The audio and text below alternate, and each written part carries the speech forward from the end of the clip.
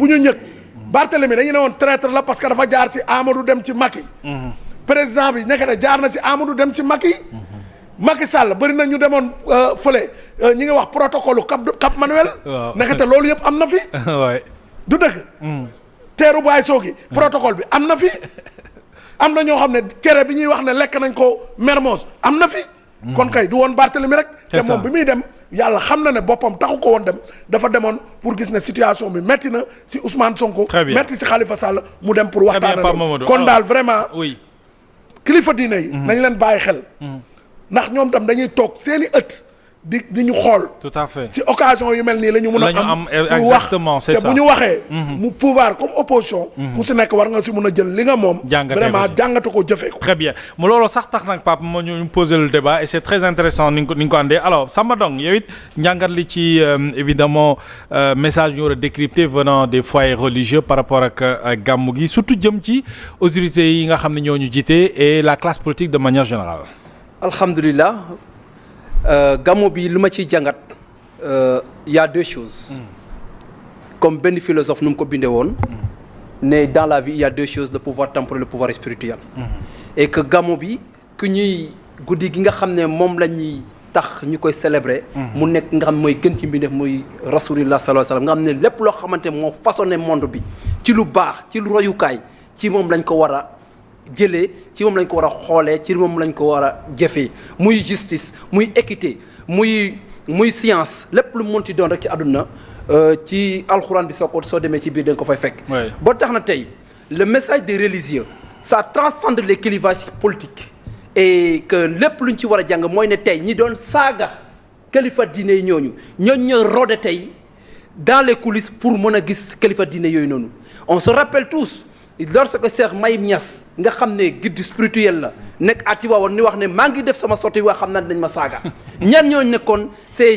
insulteurs et kan moo doon wax ne xale yi amuñ lenn kese lañ am muy ay anticorps muy saaga yi moo seen anticorps kan moo doon wax loolu kan moo nekkoon le précurseur de le protecteur de ces gens-là qui passaient tout leur temps à insulter les gens. Et là aujourd'hui, si on voit des personnes yoo xamante ne ils contestaient les religieux, ils attaquaient, ils disaient di n'importe quoi ci suñ kilifa diine ñu am ay ñoo xamante ñuy dem di rencontrer kilifa diine di leen di remettre les pendules à l'heure di leen di xamal luy diine di leen di xamal luy état di leen di xamal luy yoon ne leen jub-jubanti baax na lool mais jub-jubanti justice lay lalu. jub-jubanti bu amul justice. jub-jubanti boobu noonu est appelé à catapulter et à tomber dans les lambris. loolu nag tax na képp koo xamante da ngay politique da nga war a nekk nit koo xamante ne nit ku am intégrité nga nit ku am ku xam li nga bëgg nga nit ku xam foo jëm parce que mënoo di def politique tey doon combattre injustice doon wax ne ay mandat de dépôt dafa war a jeex doon wax ne liberté d'expression kenn war a ci tëjee nit ngeen toog tey au pouvoir. ngeen doon menacer ay nit bu ngeen di nekk opposition menaces yooyu noonu ñu gis tey ngeen nekk di ko mettre en œuvre fii lañ gis seen leader dem fii nii au Fouta wax Farba Ngom ne ce sera ta dernière élection Farba Ngom tey qu'est-ce qui se passe ay médecins Farba Ngom ñoom ñoo def seeni liggéey ay professeurs c'est pas n'importe qui de professeur du médecin généraliste c'est des spécialistes non seulement mais des professeurs accrédités def seeni travail ci ay laboratoire ñëw teg seen résultat ñoom ñu jël seen yeneen professeur yóbbu leen ñu def seen travail ñu def contre-expertise ñëpp am des critères de convergence que ne Farba ses conditions de détention ne riment pas avec sa santé et cette personne jusqu'à présent vous vous acharnez sur son corps et vous l'empassez toujours en prison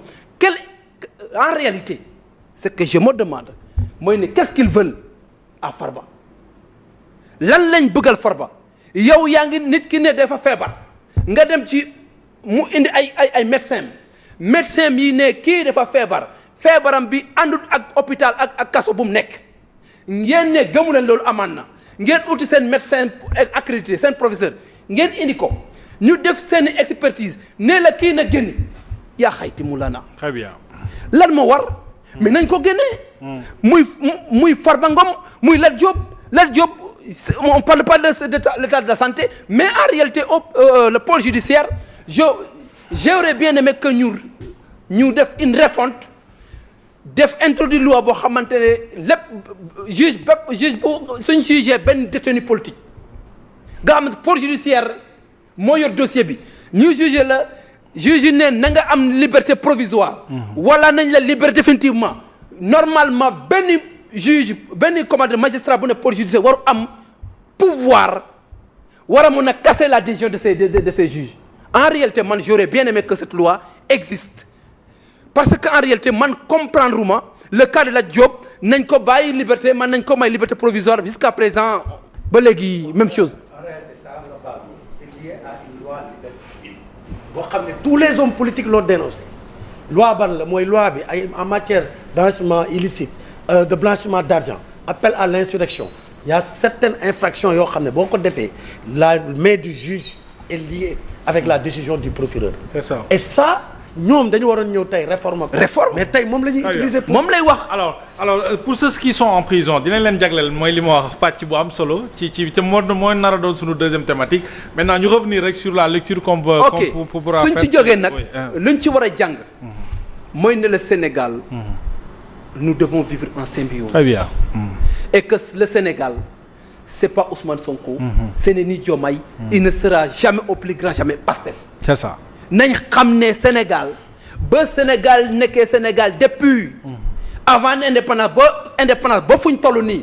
ak plan yëpp ñuy organiser lépp quel que soit Alpha ñoom ils vont rester là peu de temps et ils vont partir et d'autres personnes seront là li ci am solo nag looy wax rek ak looy def rek say waxi démb ak say waxi tey dañoo war a méngoo. Alors j'ai vu Pape Malick Ndour devant le xalif bi nekk Kaolack Khalifa Baye bi sëñ maa yi muy revenir sur la dette bi nga xam ne dañ leen koy jiiñ tout le temps dafa mel ni kon devant les xalifs je pense que les politiques dañuy bëgg di joxe message comme quoi Pape Malick a senti que ne la ñu fa wax peut-être ci deru Macky Sall ci dette bi sàcc na ko wala moo yàq réew mi ñëw na ku mel na ni ñëw na ko rétablir la vérité devant le xalif yooyu itam c'est des moments yu am solo. mais loolu Pape Malick su ko waxul na sax grave parce que ku fi compromettre gis na compte 1000 milliards. gis naa compte 1000 milliards xam naa ko yor xam naa fu mu nekk. ah feeñagul ba léegi compte bi. mais 1000 milliards yooyu noonu nga teg UEMOA bii di def ay lever ay fonds yu ay 40 milliards ay 50 ay je ne sais pas quoi. oui gis compte bu am 1000 milliards. kooku noonu su la waxee ne kii date kese dafa am. très bien mais soo ko gëmee booba sa bopp ngay nax. très bien Samba dina ñaax ci yow léegi alors Cheikh. discours bi ñu war a décrypter ci xalif yi foyer religieux yi par rapport ak woy politique yi. waaw Mohamed laaj bi am na solo. gis naa ni intellectuels yi nekk autour de cette table. dinañu permettre ñu def émission boo xam ni émission bu constructive lay doon. je crois que tey comme amuñu membre bu jógee Pastef mën nañoo bañ a crêper les chignons ñun ci suñu bopp war nañu mën a proposer une alternative. wala une nouvelle offre vis-à-vis des Sénégalais yi ñuy déglu.